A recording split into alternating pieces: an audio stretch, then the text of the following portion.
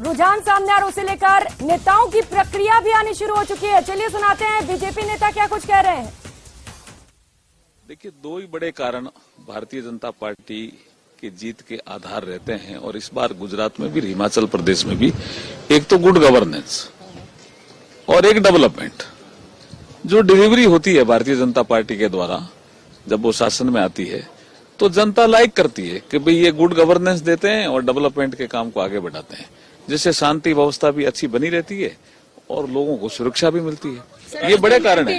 वो good governance और development से ढक जाती है जी, क्योंकि जनता कहती है यही पार्टी ठीक है, हमें सुरक्षा भी मिली हुई है, कानून व्यवस्था भी सुधरी हुई है, डेवलपमेंट भी ठीक है, गुड गवर्नेंस भी है, नागरिकों को लाइफ सुधरती है, तो वो जनता पसंद करती है। बीजेपी गुजरात और हिमाचल दोनों में आज देखिए, गुजरात तो इतिहास बनाने जा रहा है और हिमाचल में भी कई वर्षों से ये विषय था कि एक पार्टी आएगी एक पार्टी जाएगी, वो भी परंपरा टूट रही है। एंटी इनकम्बेंसी थी ही नहीं, प्रो इनकम्बेंसी गुजरात में रही है और नया रिकॉर्ड बन रहा है और इसके प्रति हम लोग पहले से ही आश्वस्त थे। ये कोई हम लोग इससे चमत्कृत नहीं है, क्योंकि हमारे प्रधानमंत्री मोदी जी के प्रति गुजरात की जनता का एक बहुत ही बेहद विश्वास है। देखिए, गुजरात का जो चुनाव है, प्रधानमंत्री श्री नरेंद्र मोदी जी के प्रधानमंत्री बनने के बाद जो पहला चुनाव गुजरात में हुआ 2017, वो असहज परिस्थिति में हुआ। पाटीदार आंदोलन के कारण एक अलग प्रकार की सामाजिक और राजनीतिक स्थिति थी, जीएसटी के कारण एक आर्थिक स्थिति थी।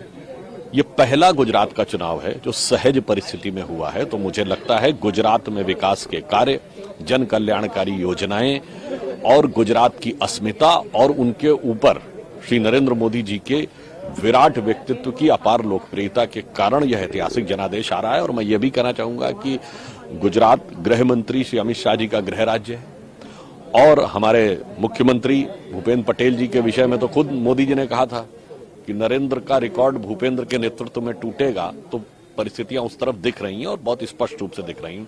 और हमारे प्रदेश अध्यक्ष सी आर पाटिल जी ने भी बहुत काम किया था और हम ये कहना चाहेंगे कि हमारे कार्यकर्ताओं और बूथ लेवल तक जितने वर्कर्स का एक कार्य था, उन्होंने भी उस संदेश और विकास के कार्य को जन जन तक पहुंचाने में महत्वपूर्ण भूमिका निभाई है।